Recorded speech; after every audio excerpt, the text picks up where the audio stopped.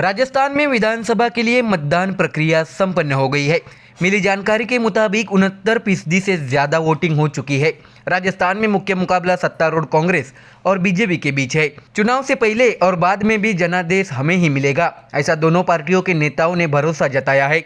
अधिकारियों के मुताबिक कुछ जगहों पर हिंसा की छिटपुट घटनाओं को छोड़कर पूरे राज्य में मतदान शांतिपूर्ण ढंग से संपन्न हुआ। 2018 के विधानसभा चुनाव में राज्य में कुल 74.06% मतदान हुआ था। पूर्व निर्वाचन अधिकारी प्रवीण गुप्ता ने बताया कि शाम 5 बजे तक 68.24% मतदान हुआ है। उस समय कई जगहों पर बड़ी संख्या में मतदाता अपने मताधिकार का उपयोग करने के लिए कतार में लगे हुए थे। शाम 6 बजे तक मतदान हुआ। ऐसे में राजस्थान में मतदान की प्रतिशत बढ़ गई है। ऐसे में राजस्थान में इस बार मतदान का प्रतिशत जरूर बढ़ा है। चुनाव आयोग के मुताबिक शाम 5 बजे तक सबसे ज्यादा वोटिंग जैसलमेर में हुई है। हनुमानगढ़ और धौलपुर जिले दूसरे स्थान पर रहे। इसके अलावा जिन जगहों पर हिंसक घटनाएं हुई वहां दोबारा मतदान का फैसला पर्यवेक्षकों की रिपोर्ट के बाद लिया जाएगा। उन्होंने ये भी कहा कि कहीं भी मतदान प्रक्रिया रोके जाने की कोई सूचना नहीं मिली है। कुछ मतदान केंद्रों पर ईवीएम मशीनों में खराबी आई, लेकिन यह संख्या दुर्लभ थी। सत्तारूढ़ कांग्रेस और मुख्य विपक्षी भाजपा नेताओं ने मतदान प्रक्रिया जारी रहते समय ही विश्वास जताया था कि उनकी अपनी पार्टी जनादेश जीतेगी। मुख्यमंत्री अशोक गहलोत ने जोधपुर में कहा कि कांग्रेस के खिलाफ कोई लहर नहीं है और पार्टी एक बार फिर राजस्थान में सरकार बनाने जा रही है। ऐसा लग रहा है कि कोई अंडर करंट है, कांग्रेस दोबारा सरकार बनाएगी। वहीं झालवाड़ा में मीडिया से बातचीत करते हुए वसुंधरा राजे ने मुख्यमंत्री गहलोत के बयान पर अपनी प्रतिक्रिया दी। वसुंधरा राजे ने कहा कि मैं उनके बयान से सहमत हूँ। दरअसल झटका तो लगने वाला है, लेकिन यह बीजेपी के पक्ष में होगा। 3 दिसंबर को राजस्थान में कमल ही खिलने वाला है। तो देखा आपने मतदान प्रक्रिया पूर्ण होने के बाद अब सत्तारूढ़ कांग्रेस और बीजेपी नेता अपनी जीत का दावा कर रहे हैं। देखना होगा कि राजस्थान चुनाव में अब कौन बाजी मारता है और किसे मिलता है राजनीतिक बड़ा झटका। ये तो आने वाले दिनों में पता चल ही जाएगा। महाराष्ट्र की राजनीति से एक बड़ी खबर सामने आई है कि शिवसेना उद्धव गुट बीजेपी से गठबंधन करना चाहता है। क्या सच में ऐसा होता नजर आ रहा है? क्या है पूरी खबर, जानते हैं विस्तार से। दरअसल उद्धव ठाकरे गुपचुप तरीके से भारतीय जनता पार्टी के साथ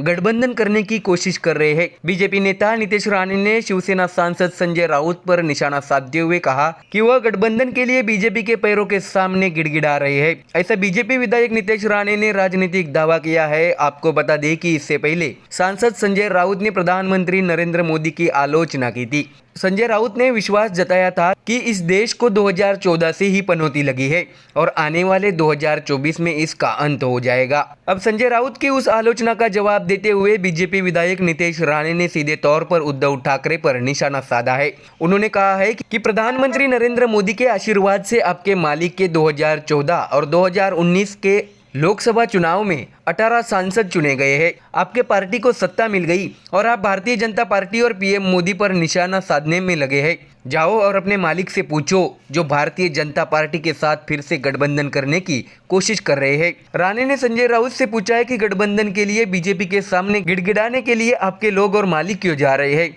ऐसा सवाल राणे ने संजय राउत से पूछा। उन्होंने संजय राउत पर हमला बोलते हुए आगे कहा कि डिक्शनरी में पनौती शब्द के आगे संजय राउत लिखा जाना चाहिए। यह संजय राउत जहां भी जाता है पार्टी खत्म हो जाती है।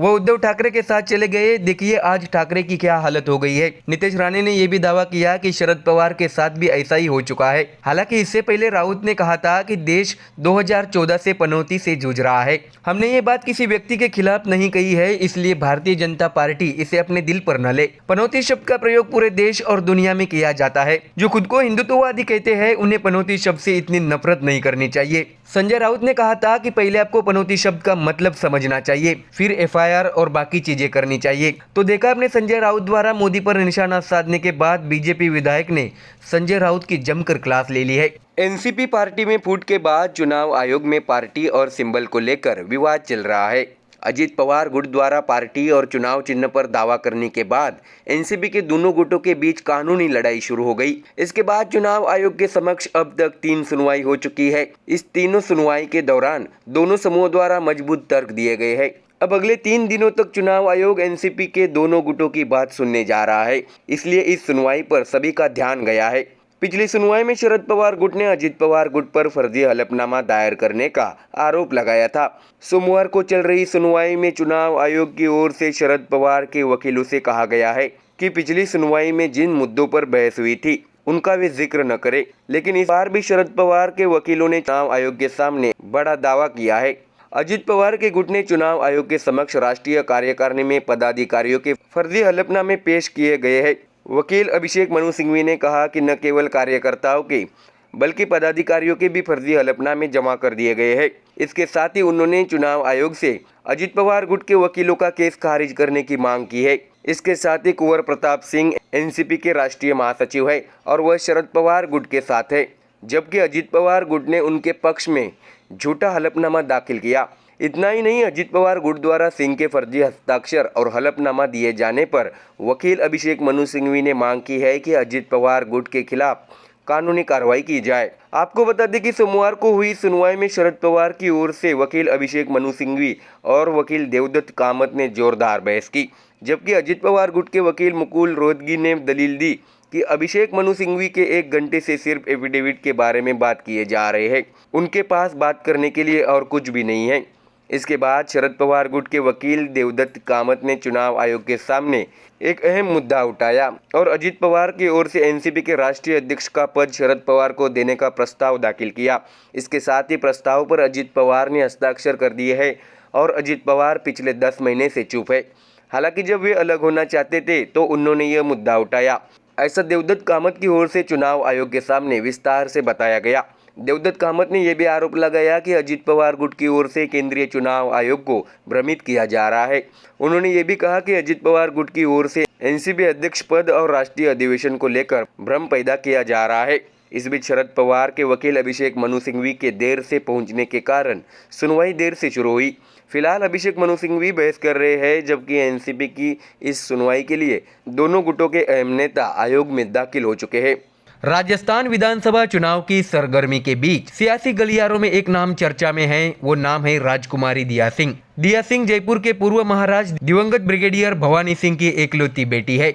उनके पिता भवानी सिंह को 1971 के युद्ध में उनकी बहादुरी के लिए महावीर चक्र से सम्मानित किया गया था। अब राजकुमारी दिया चुनाव के केंद्र में आ गई है। आपको बता दें कि भवानी सिंह ने अपनी बेटी के बेटे पोते पद्मनाभ सिंह को गोद लिया।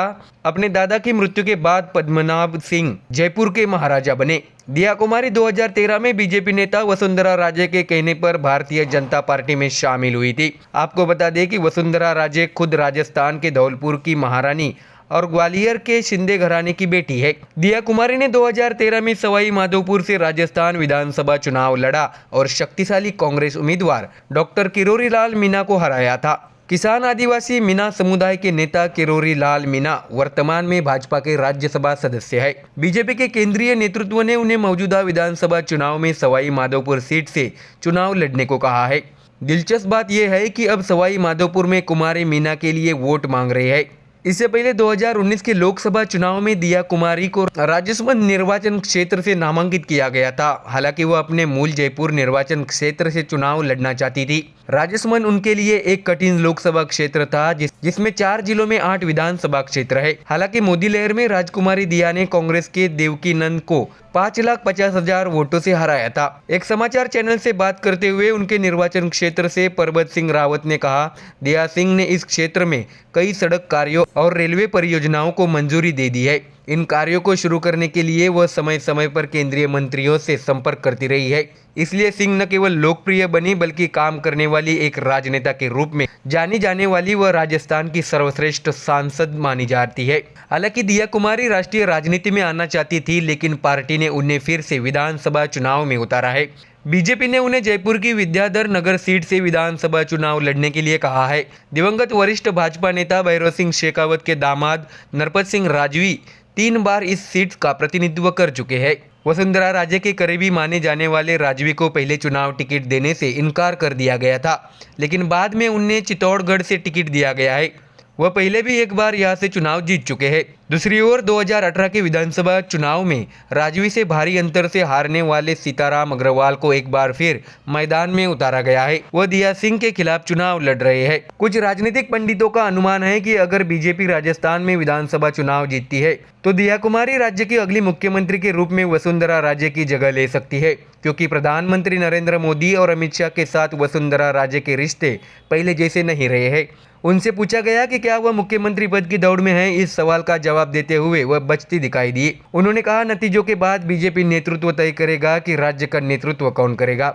तो देखा आपने राजस्थान में बीजेपी में जीत के बाद बड़ा राजनीतिक बदलाव दिखने की। Bureau report, MDR news. Trinamool Congress सांसद महुआ मोइत्रा इस समय मुश्किल में है। उन पर पैसे लेकर संसद में सवाल पूछने का आरोप लगा है। लोकसभा की आचार समिति ने महुआ के खिलाफ प्रस्ताव पारित किया। एथिक्स कमेटी ने अपने प्रस्ताव में महुआ को लोकसभा से निलंबित करने की सिफारिश की है। वही इसी के बीच मुख्यमंत्री ममता बनर्जी ने महुआ मोइत्रा को बड़ी जिम्मेदारी दी है। क्या है पूरी खबर, जानते हैं विस्तार से। आपको बता दें कि तृणमूल की ओर से कुछ नए जिला अध्यक्षों की नियुक्ति की गई है। पार्टी ने सांसद महुआ मोइत्रा को इसमें बड़ी जिम्मेदारी दी है।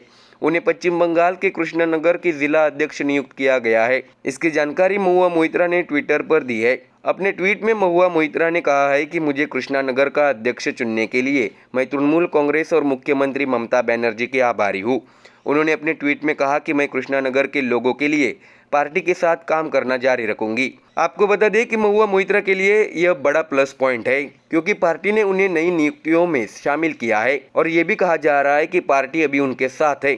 आपको बता दें कि लोकसभा चुनाव की तर्ज पर महुआ मोइत्रा को जिला अध्यक्ष पद जैसी अहम जिम्मेदारी दिए जाने की चर्चा राजनीतिक गलियारों में जोर पकड़ने लगी है। आपको ये भी बता दें कि पिछले दिनों भाजपा सांसद निशिकांत दुबे ने लोकसभा अध्यक्ष ओम बिरला के पास तृणमूल कांग्रेस सांसद महुआ मोइत्रा के खिलाफ शिकायत दर्ज कराई थी। उन्होंने महुआ मोइत्रा पर उद्योगपति दर्शन हीरानंदानी से पैसे लेने और अडानी समूह को निशाना बनाने के लिए संसद में सवाल पूछने का आरोप लगाया था। इसके साथ ही अडानी के जरिए महुआ केंद्र की मोदी सरकार पर निशाना साधने का काम कर रही थी। हालांकि आपको ये भी बता दें कि इससे पहले 2 नवंबर को हुई समिति की बैठक में विपक्ष के सभी सदस्यों ने ये आरोप लगाते हुए बैठक बीच में छोड़ दी थी कि सोनकर ने महुआ मोइत्रा से उनके दौरों, जिन होटलों में वह रुकी थी और फोन पर बातचीत के बारे में अभद्र सवाल पूछे थे।